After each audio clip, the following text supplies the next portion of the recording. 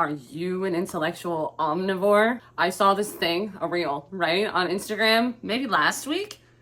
And dude was talking all about how there are humans that are intellectual omnivores.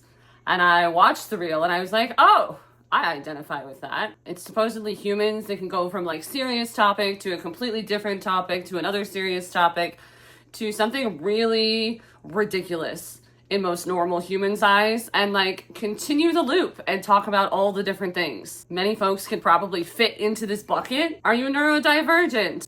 Are you multi-passionate? Are you a generator or manifesting generator type in human design? And what's really hilarious is I just put out a reel, a short form reel this morning, all about how my brain participates better because I'm a neurospicy AF entrepreneur. And I have this thing where if my brain doesn't like what I have to do, it makes it really difficult. It starts this mindfuckery tornado and like tries to distract me and tries to get me to do all these other things. But I found a productivity hack.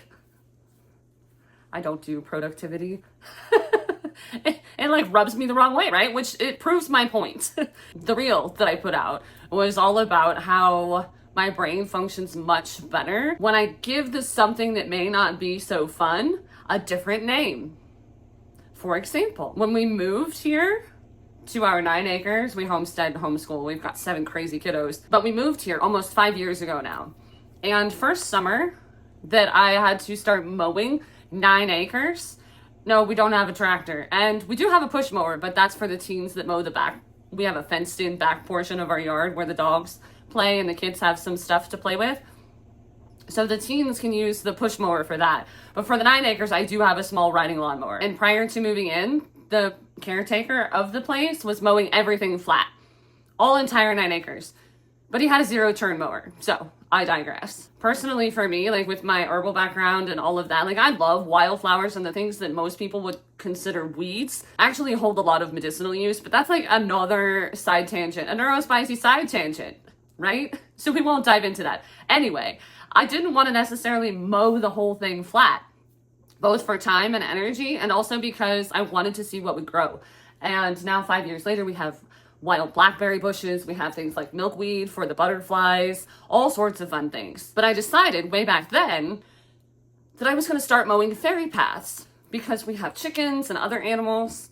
And of course, there's wild animals too. Our cats are indoor, outdoor cats, and my kids, right? My kids love to ramble through different pathways. It almost satisfies my inner child because it's something that I would have loved when I was little. So I make designs in our yard, or I mow pathways in the pasture, not just for the animals or for the kiddos or for my inner child, but just because science hasn't proved that there's no such thing as fairies.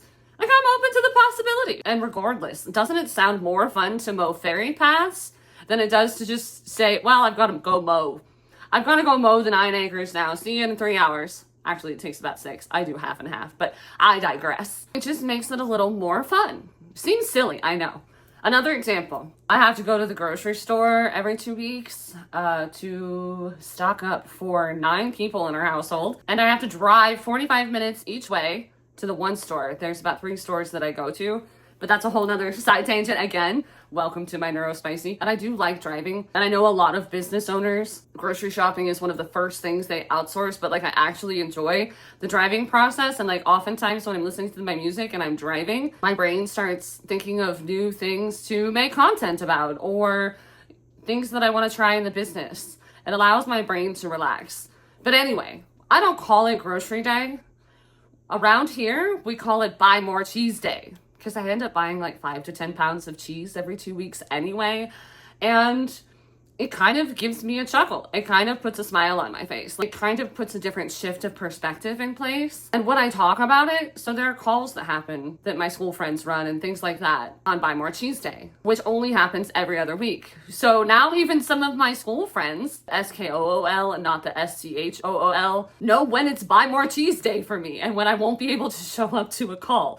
Isn't that hilarious? So yeah, that one's kind of stuck too. I think I've been doing, my brain had that epiphany about 9 months ago or so.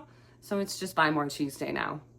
The newest one I've just come up with in the last like 24 hours or so, because I know a lot of people have an issue with I have to go make content. It's almost become this thing where like you hear, oh, you should make more content. Oh, I have to make more content. I really should make more content. And it starts feeling kind of icky because you start thinking about all the things you have to do and the things that you should have already done and what you have to prep and how you have to do it and all of the mindfuckery tornado again, right? So yesterday, my brain was like, wouldn't it be more fun to just tell people that you need to go dance like a pickle? Which one sounds better to you? Making more content or dancing like a pickle? What does your brain do when you hear the words, I'm gonna go dance like a pickle? Like you almost can't help like getting a smile or like, yes, your brain's gonna go, oh, that's fucking ridiculous. And probably will tell you, oh, that's childish and oh, you shouldn't have to do that and all, yada, yada, yada, yada, right? You gotta get yourself over that part because if you can get to the part where it makes you smile or it just like, it changes your perspective on the inside in your brain and in your body, and you have a different kind of energy that you exude.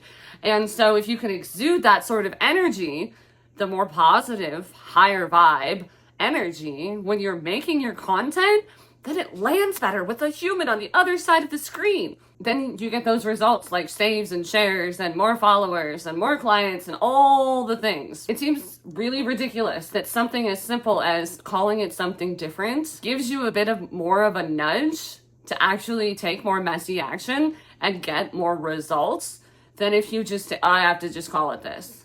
This is what adults call it. This is what professional content creators call it. Who the fuck says? Have a little bit of fun. Life doesn't always have to be serious all the fucking time. Anyway, back to the whole reason why we started this conversation, right? Intellectual omnivores. Like, I'm neurodivergent. I'm ADHD. I didn't think I was ADHD until I hit perimenopause, and then the ADHD part showed up like a mofo. But I've been autistic for like most of my life, high functioning, right? But I never liked the term neurodivergent. It sounds very stiff to me. Like it's not something that I would normally call myself. And so like that's where I started calling myself neurospicy years ago. Like that just fits me better. I feel better with that. And like I get that not all of the neurodivergent humans in the world appreciate the word neurospicy. You do you, boo, and I'll do me, and we can all coexist in harmony, and it will be fucking amazing. But when I heard that reel last week, and I was like, ooh, that's kind of fun. Intellectual omnivore.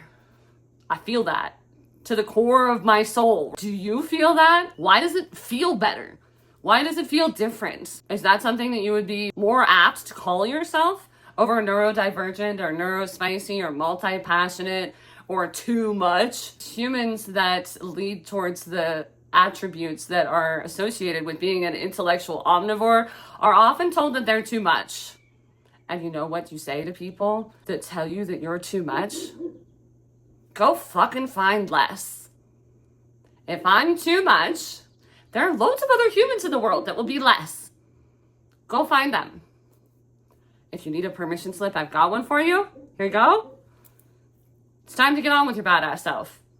Oh, neurospicy. Like my intellectual omnivore is showing. It likes to sidetrack me. And then my brain has to remember where I'm at in the story that I'm trying to tell you and share with you.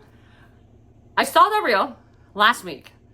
And then I saw another one because now it's becoming a viral thing. I have a feeling it's going to become a viral thing. And so I'm starting to see other humans make reels. I saw another one this morning, and that's when my brain made the click. I saw it after I posted my reel that I had recorded last week and posted it now. And my brain was like, that's exactly what you made your reel about.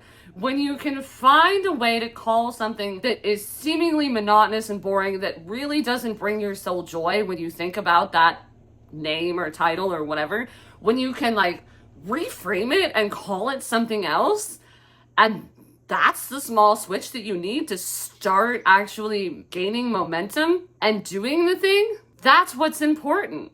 So here I am making a YouTube because like this kind of format, I have like, 10 minutes to talk to you compared to the very short, however many second reel format that I did earlier today. What are your thoughts?